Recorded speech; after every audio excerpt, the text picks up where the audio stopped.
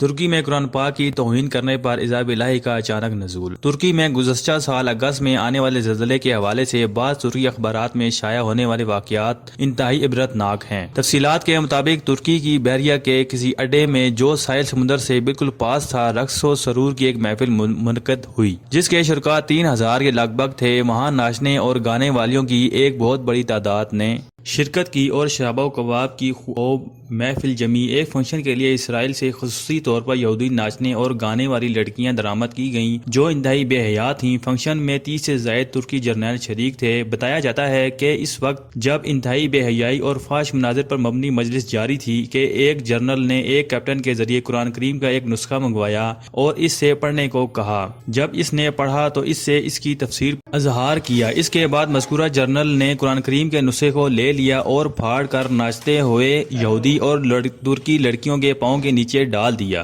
ساتھ یہ بھی کہا کہ اس قرآن کو نازل کرنے والا کہاں ہے، حالانکہ اس میں یہ بھی ہے کہ ہم نے اس قرآن کو نازل کیا اور ہم اس کی حفاظت کرنے والے ہیں۔ اس قرآن کو اتارنے والا کہاں ہے جو اس کی حفاظت اور اس کا دفاع کرے گا۔ اس دوران اس قرآن کریم کو لانے والے کیپٹن پر انتہائی خوف طاری ہوا۔ اچانک وہ تیزی سے بحری اڈے سے باہر آ گیا۔ شاید اس کی وجہ یہ ہو کہ یہ شخص اس بحری اڈے پر آنے والے عذاب کے ابتدائی لمحات کا چشمدید گواہ بن سکے۔ اس کے بعد انتہائی عبرت آموز واقعات اور مناظر پیش آئے۔ بتایا جاتا ہے کہ اچانک ایک خوفناک روشنی نظر آئی جس نے دیکھتے ہی دیکھتے اس پورے علاقے کو اپنے لپیٹ میں لے لیا۔ اس کے بعد سمندر پھٹ پڑا اور اس میں ایک سے آگ کے شعلے بلند ہونے لگے، ساتھ ہی لوگوں کی پھٹنے کی خوفناک آوازیں بھی آنے لگیں۔ اس کے بعد اللہ تعالیٰ نے اس پورے بحری اڈے کو اٹھا کر سمندر کے بیچ سے اٹھنے والی خوفناک لہروں کے درمیان پھینک دیا۔ اس کے بعد دوسرے علاقوں کو بھی زلزلے نے اپنی لپیٹ میں لے لیا۔ عجیب بات یہ ہے کہ مذکورہ پروگرام میں شرکت ترکی، امریکی اور اسرائیلی فوجیوں اور ناچنے گانے والیوں کی لاشوں کا کچھ پتہ نہ چل سکا کہ وہ کہاں گئیں۔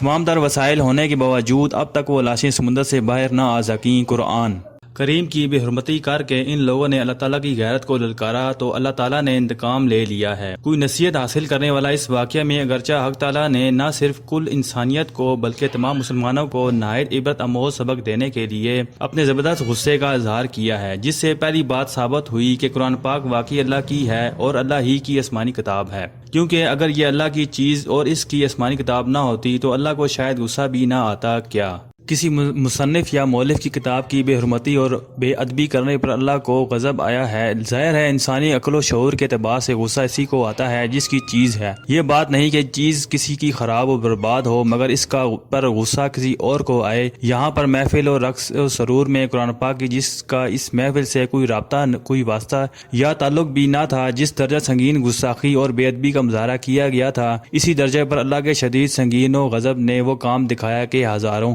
رقصاؤں اور عیاشی کرنے والے انسان کی نیشوں کا نام نشان بھی نہ رہا۔ سٹوری پوائنٹ کو سبسکرائب کرنا مت بھولیے، ویڈیو کو لائک کریں، شیئر کریں اور کمنٹ سیکشن میں اپنی رائے کا اظہار ضرور کریں۔